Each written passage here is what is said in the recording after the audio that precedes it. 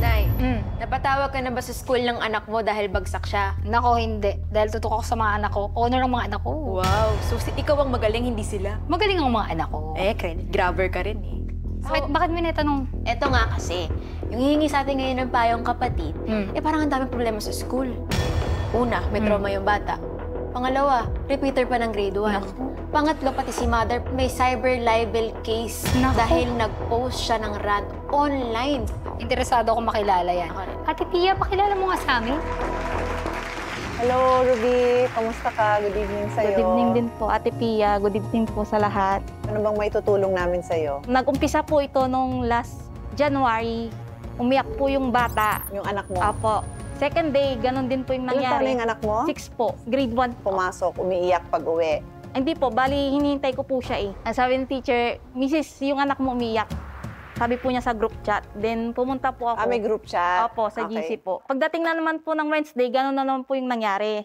Pero Wednesday po, mas lalong nag-init po yung teacher doon po sa bata. Sabi niya, labas ka mami. Lumabas po ako, medyo patulo na po yung luha ko noon. Pagkalabas ko, dinabog po ni teacher yung pinto. Masyado na po yung iyak ng bata. Tinawag na po ako.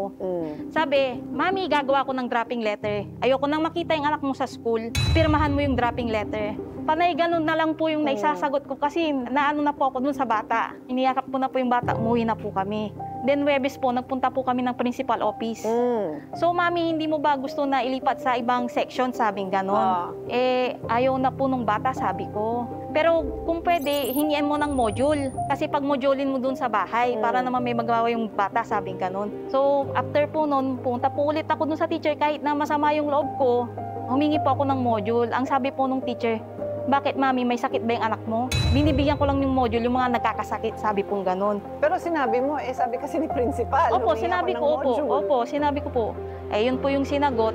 So, nung napahiya po ako, hindi na po ako nagpumilit. Bago po ako lumabas ng pinto, mami, wait lang, sabing ganon. May nakarating sa akin, sabi niya. Yun nga po yung pina-principal ko po siya. Kung ipapa-principal mo ko, bakit hindi mo na lang i-direkta sa akin? Hindi na po ako sumagot, Ate Pia. Ilabas na rin po ako ng room kasi ayoko na pong humaba yung diskusyon namin. Nung lumipas po yung January, February, March, April, pasukan na po. So nakapasok na siya nung Opo, first? nakapasok na po. Kaninong teacher? Doon din po. Doon din? Opo, wala pong problema nung una? Opo, nung una. Sige, tuloy mo. Opo, nung pasukan na, sabi niya, nagulat din po ako ang sabi niya, mami, bilihan mo na ako ng gamit, papasok na ako. So yung February, March, April ba, ganon, may nasa bahay lang nandun siya? lang po siya sa bahay. So nagmo-module kayo o Hindi ano? po.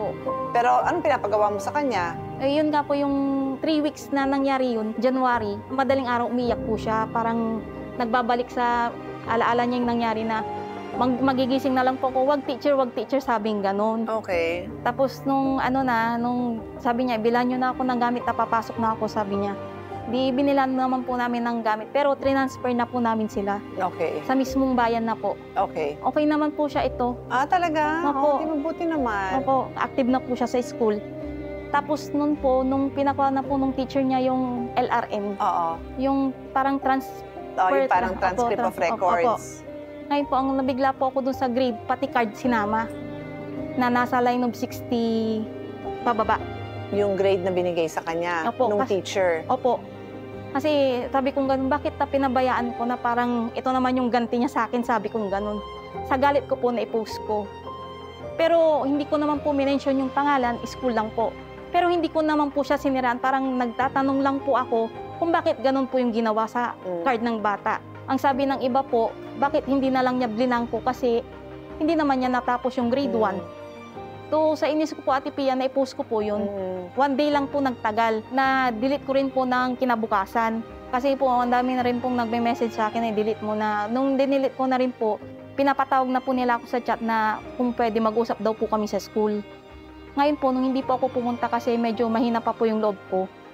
Tapos nung pangalawang attempt na po nila, binigyan na po ako ng demand letter. Ng school or ng teacher? Ng teacher po. Ngayon po, nanghingi po ako sa department ng Region 1 kung ano po yung magandang i-advise nila sa akin. Sinabihan naman po nila ako na punta ka kasi apology lang po yung hinihingi nila. So nag-decide po kami mag-asawa para matapos na rin po. Punta po kami sa principal office. Humingi po ako ng tawad sa kanya. Pasensya na po kasi bilang magulang nasaktan lang din po ako sa card kako. Di nagkapaliwanagan po. Nung nanghingi po siya ng pera. Sino? Yung teacher po. So ang nando sa meeting, si teacher at si principal? Opo, tapos 4 na teacher. Tsaka yung PTCA president. Ngayon nanghingi po siya ng pera na 50,000. Ngayon po nung sabi ko, ma'am, hindi ko po afford yun kasi ang sahod lang po ni asawa ko bilang farmer is 5,500. 5 po yung bata namin kako. Ngayon sabi niya, o sige dahil mabait naman ako, gawin ko ng 20,000 sabi niya. Ma'am, mas lalong hindi ko po afford kasi yun nga po yung trabaho ni asawa ko. Tapos minsan, sideline pa po niya is tricycle driver. Sabi ng ibang teacher, kaya mo yan ading kasi pera lang yan. Kaysa makulong ka, sabi pong ganun sa akin. So napapilit po kami mag-asawa na pumirma. O siyempre, dala na rin po ng takot na baka makulong din po kami. Ano yung pinirmahan nyo? Yun po yung kasulatan na magbabayad po ako ng 20,000. Ano yung dahilan na magbabayad ka? Hindi po niya itutuloy yung demanda pag nakabayad po ako. So binigyan niya po kami ng ultimatum hanggang July 28. Hindi nga po namin nagawang bayaran. So tinuloy niya po yung kaso sa amin. Nung last po, binigyan niya po kami ng subpoena. Kaming mag-asawa na po. Punta po kami sa PAW. Sa fiscal pa lang yun, ano? Opo. Nagsulat din po yung PAW dun sa subpoena. Tapos ito lang pong October 2, may natanggap na naman po kami dun sa teacher. Parang hindi niya po kami titigilan hanggat hindi niya po nakukuha yung gusto niya. Kasi hindi ko na rin po alam yung gagawin ko.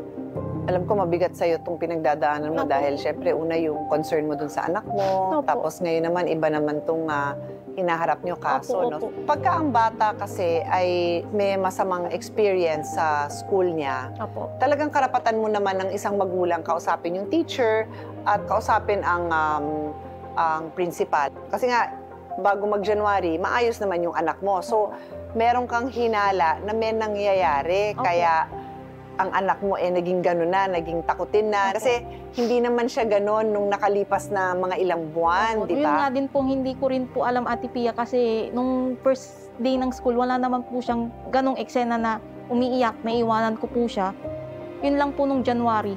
At hindi ko rin po matanong doon sa mismong teacher kasi nga po, medyo mataray nga po. Nung nakailang araw nang umiiyak ang anak mo at sinabihan na mag-drop na lang. Medyo nakakagulat yon kasi ang job ng isang teacher is maturuan ang bata at mag-create ng isang environment kung saan ang bata masayang nag-aaral. So para sabihin niya mag-drop ka na lang, parang ano na plano natin sa anak ko kung ipapag-drop mo? Kaya naman napapunta ka nga naman sa principal. Ang masakit doon for me is sana may follow-up, di ba? Whether si teacher, si principal, o asan na tong batang to? Bakit hindi na to bumalik? Di ba? Kasi it's also their job na alalayan din kayo. May prosesong dapat nasunod. Hindi yung bahala na wala na kaming pakialam sa nangyari sa batang yon. So kung kulang yung proseso na yon, may pananagutan sila sa inyo rin as a parent. Si mama po kasi principal siya, di ba? Oo nga, Sa oo public nga. school. Tama. And then, if may mga dropout kasi na ganito, alam ko po, iniimbestigahan nila to. Kasi Oo. ini-encourage nilang bumalik. Tama. Yes. May special parental authority, Ate Pia, ang teacher, or school sa mga bata. So, parang second parents talaga sila. So, dapat may Nagmamalasakit talaga yun. May malasakit Oo. So, sila sa expected ko sana, Ate Pia Mapunta na siguro tayo dun sa next na nangyari. Ang next na nangyari, nakita mo nga yung card at nag-react ka. Isang payo natin, payong kapatid, mag-ingat kayo dun sa lumalabas sa bibig nyo at lumalabas sa daliri nyo. Think kasi, before you post. Oo, think before you post. Kasi pag may nasabi ka doon na libelous, patay tayo. Now, hindi natin i-discuss yung particular na kaso mo kasi nandyan na yan nakasalang. So, doon lang tayo sa general rules, di ba? Ano ba ang libelous? Ano ba ang cyber libelous? Ang libelous po is any imputation of a vice, crime, or defect na nakasulat. So, pag nag-impute ka, ibig sabihin, may sinabi ka, sinulat mo doon na pinapaalam mo na itong taong to may vice, meaning bisyo, Yes. defect, may diferensya, o Crime, gumawa ng isang krimen, kasama yon dun sa definition na magiging libelous yun. So, under the cyber law, ang libel po, kapag ka ginawa mo sa computerized system, mas mataas po ang parusa. So, dahil po na-post natin sa Facebook, papasok na po ito ngayon sa cyber libel. Ang requirements naman po ng cyber libel, kailangan may imputation of a vice crime or defect na gawa sa computer system at dapat din po identifiable yung person na ating inaakusahan. So, in this case po, parang hindi nyo po yata nabanggit, no? Although kasi po, pagka po meron pong mga kumbaga items doon o parang ma-identify ko naman dahil dinescribe nyo doon, pwede pa rin po siyang pumasok. Kailangan din po, meron tayong malicious intent. Dapat i-prove din po niya yun sa korte na meron kang malicious intent, although presumed po kasi ito kapag ka nag-impute ka ng vice crime or defect. I think importanteng malaman mo kasi na inasmuch na yung ginawa mo dahil sa nasaktan ka sa pagtrato sa anak mo, we have to be responsible for our action. So, kunyari, sasama ng loob, naglasing, habang lasing siya, may nabunggo, patay, ikaw pa rin ang responsable doon. Hindi naman ganun yung kaso mo, pero I think ang magagawa natin at this point ganito, balikan natin yung principal, no? At mahimay lang ng konti yung issue ng anak mo para alam nila yung pinanggagalingan ng sama ng loob mo at mapag-usapan na lang ito talaga. Alam ko may PAW lawyer ka sa pagkakaintindi ko, pero walang masama na makipag-meeting pa rin ang abogado natin at itry natin. Kasi for me, babalik tayo dun sa pinanggalingan ng problema at yun yung sana ang eskwelahan, si principal at si teacher, na asikaso man lang nila yung anak mo, na mukhang may traumang pinagdaanan, kaya dumaan sa ganon.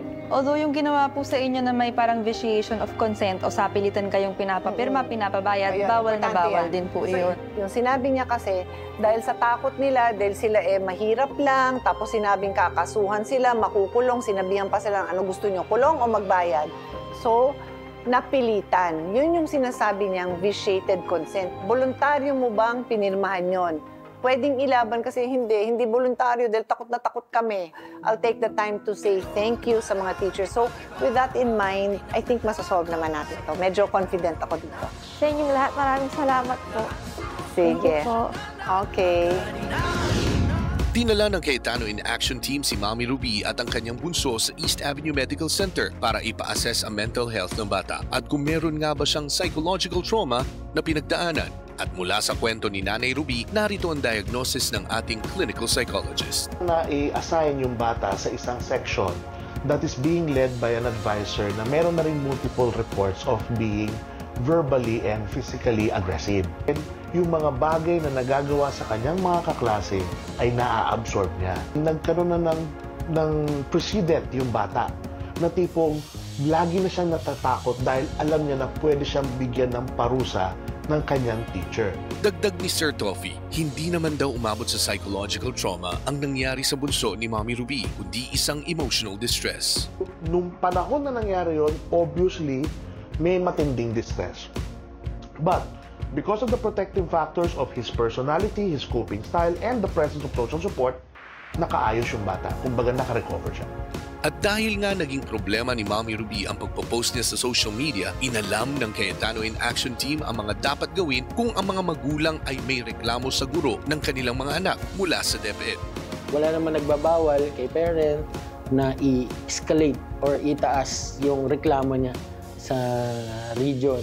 So, but then again, bibigyan pa rin naman ng chance ang school to explain and to provide their side, how they handled the case that is at hand. Patuloy tayong humihingi ng schedule sa principal ng paaralan para mapaliwanagan tayo ng kanilang panig. Tuloy-tuloy ang Cayetano in Action sa pagtutok sa isyong ito hanggang sa luminaw ang lahat at maging mabuti ang kalagayan at maging ang kinabukasan ng bata.